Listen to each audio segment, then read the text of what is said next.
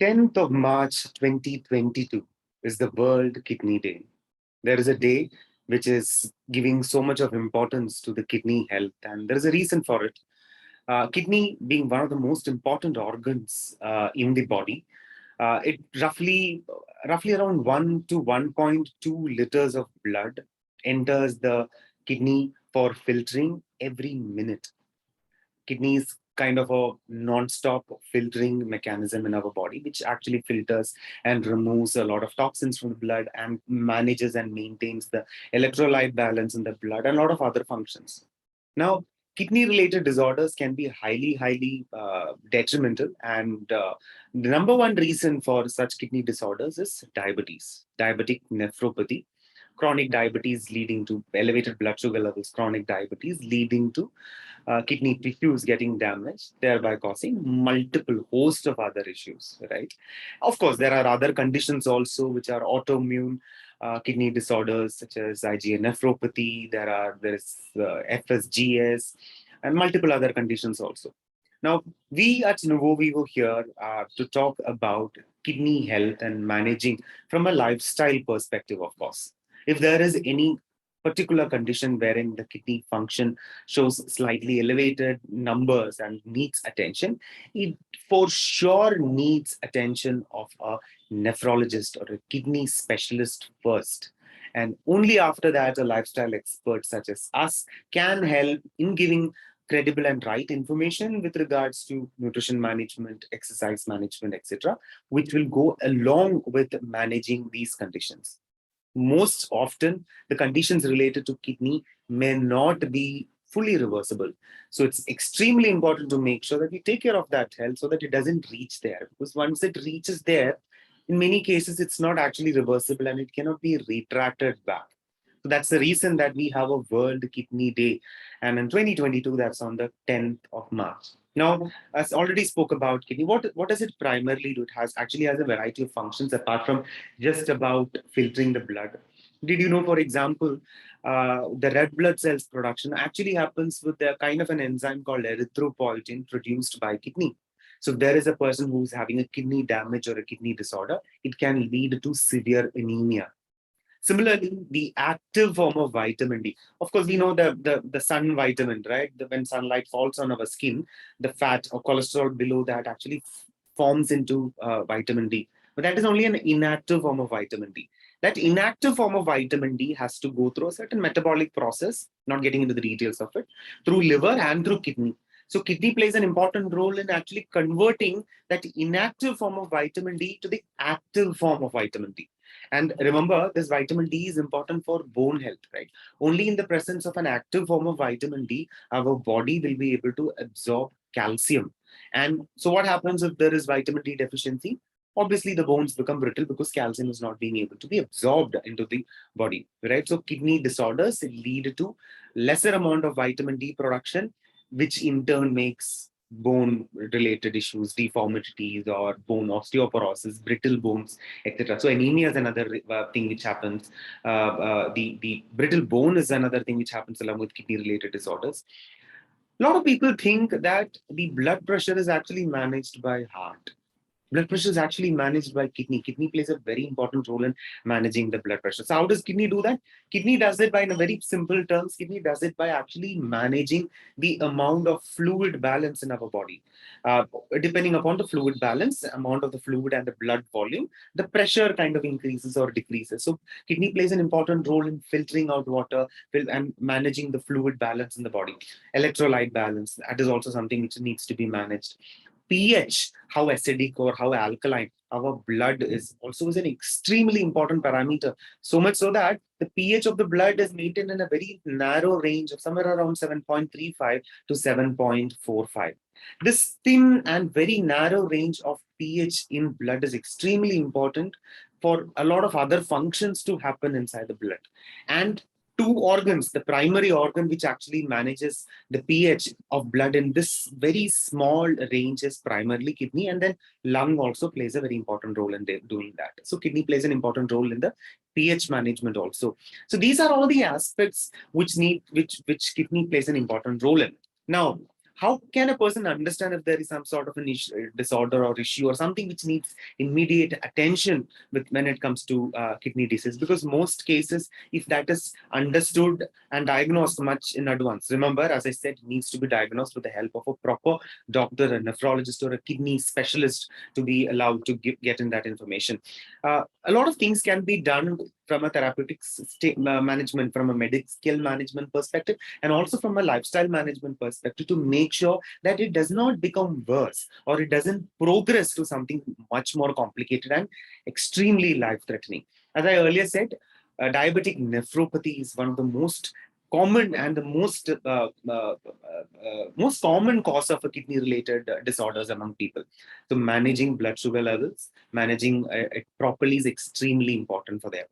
Now, healthy weight management is very important. I already mentioned about the kidney managing the blood pressure, right? Kidney is the organ which manages the blood pressure, not the heart.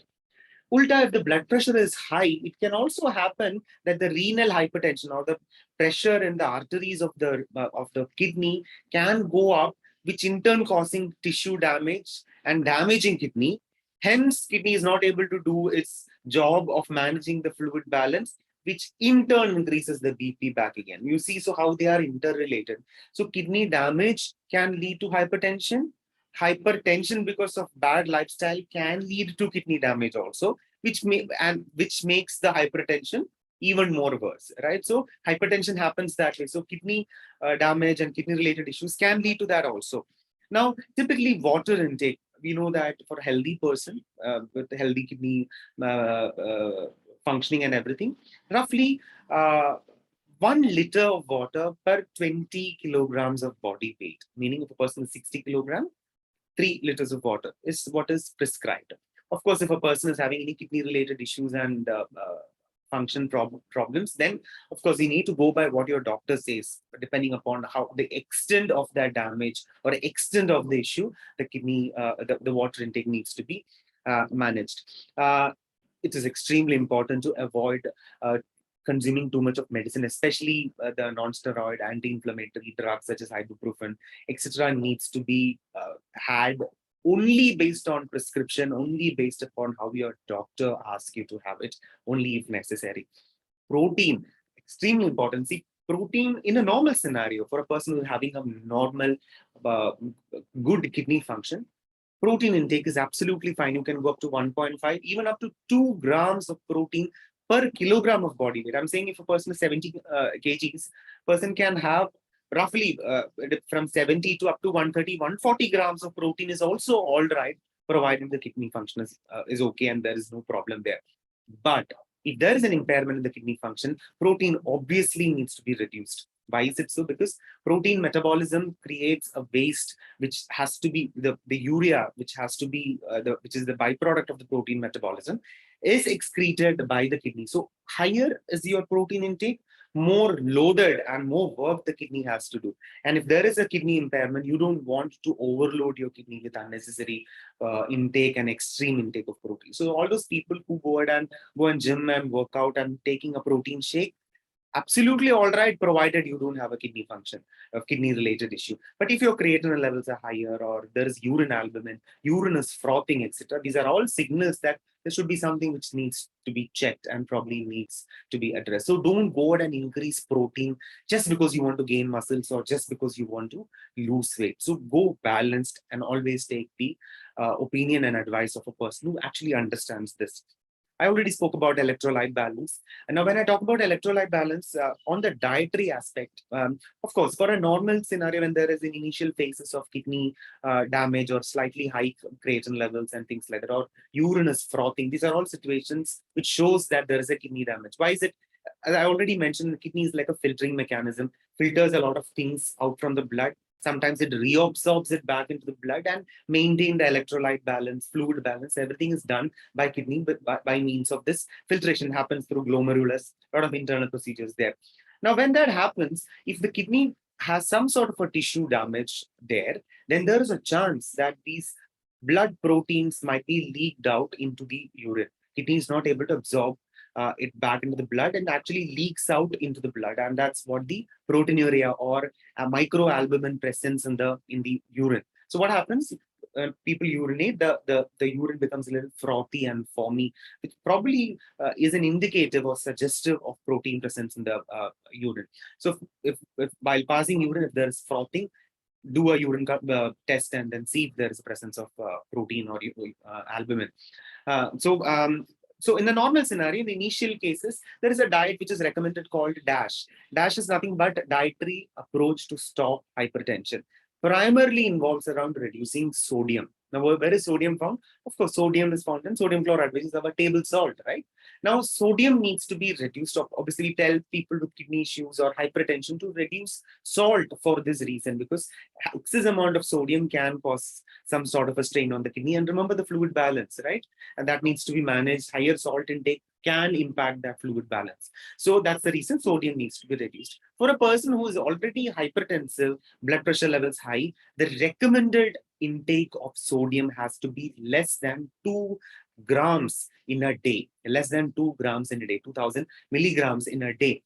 And to put that number into perspective, 1 teaspoon, okay, 1 teaspoon of table salt powder has roughly around 2 to 2.5 grams of sodium in it. So in an overall day, entire food put together, less than 1 teaspoon of salt is what is required. Of course, in a natural, commonsensical way, if we actually make it, we'll be able to have only, we are usually will not be having more than one, maximum 1.5 teaspoon is what we have in a normal scenario. But make sure so sodium is less, salt is lesser. But let me tell you, sodium comes not just through salt. Sodium also comes through a lot of processed food. Almost all the processed food management and additives used to manage and preserve this processed food is actually sodium-based components. Sodium benzoate, sodium nitrite, sodium nitrate. The Ajinomoto is monosodium glutamate. So sodium is seen in a variety of such packaged food. When you buy stuff from groceries, flip around and read the amount of the sodium content in it. It needs to be much lesser. The lesser it is, the better it is. Typically, almost all tinned and canned food will have a high content of sodium in it. So reduce and make sure that the sodium content is not too much. That's important. Now, apart from the sodium, other two minerals which also needs to be managed in advanced cases of kidney conditions is potassium and phosphorus. Potassium and phosphorus management comes at the later stage. Obviously, your doctor would tell you what, when, and how to go about doing that. But typically, almost all protein-rich food are also high in phosphorus. Probably egg white is the only exemption when it comes to the much lower in phosphorus content. But all other protein-rich food is also high in phosphorus. So when there is a kidney condition, you need to cut down sodium. When the condition progresses to the next level, you also need to cut down potassium and phosphorus also, not just sodium. Obviously, which also means you need to cut down protein also. So what it does is that if you're trying to cut down potassium, if you're trying to cut down phosphorus, you're also cutting down a lot of green leafy vegetables. You have to cut down a lot of pulses. You have to cut down nuts. So essentially, you will be constrained in the amount or the choices of the food that you may have around you. So just make sure that you take care of the health, especially people who are diabetic. There are certain conditions which are autoimmune kidney disorders where it's not entirely in that person's hand why that happened. It may not be because of the lifestyle. But if it is because of a lifestyle related kidney disorders, I mean, these are all the things that we could have otherwise could have attended and averted, right? So that's the reason that I'm saying all these things. Sodium primarily, but if it advances to next level, potassium and phosphorus also needs to be managed. Now, I also mentioned about the pH level, right? Blood pH level has to be in a very thin range of 7.35 to 7.45. If that range kind of goes haywire, or it's actually called metabolic acidosis or alkalosis, depending upon is the blood becoming more acidic or alkaline in nature. If that happens, protein becomes denatured, albumin becomes denatured, our enzymes will not be able to do its work. So kidney plays an important role in doing that also. So that's one thing that I must saying. Yeah, with regards to fruits and vegetables, there are certain fruits. I mean, we live in a scenario wherein obviously we need to mass produce food and feed close to 7 to 8 billion people in the globe. Obviously, mass production using of pesticides and industrial mechanism and grade of manufacturing so much of vegetables and fruits, the pesticide usage is very common. There are certain kind of vegetables wherein this use is very, very high. In my person, obviously it varies from place to place, it varies from country to country, depending upon their regulatory aspects and also based on the suitability of that vegetable to be grown in that country. So if there is a vegetable which is grown very easily because of the climate there, probably might not need so much of pesticides. But if you try to do the same thing in a different country, in a different climate, it might need some artificial ingredient, artificial pesticides, etc., chemicals, etc., which might be sprayed onto that, which is not healthy for our body, right? And the two important detox organ in our body is liver and kidney. So there are vegetables such as green leafy vegetables, most of the spinach and cilantro or the coriander leaves, curry leaves, in fact, the stuff that we buy from the market if we are, the green chilies, apple, cucumbers. These are all, if you kind of buy it from outside, there is a chance, I'm not saying all of it, there is a chance that they might have high pesticide content. So it is a good method to peel off the skin if there is slightly of elevated creatinine levels or things like that.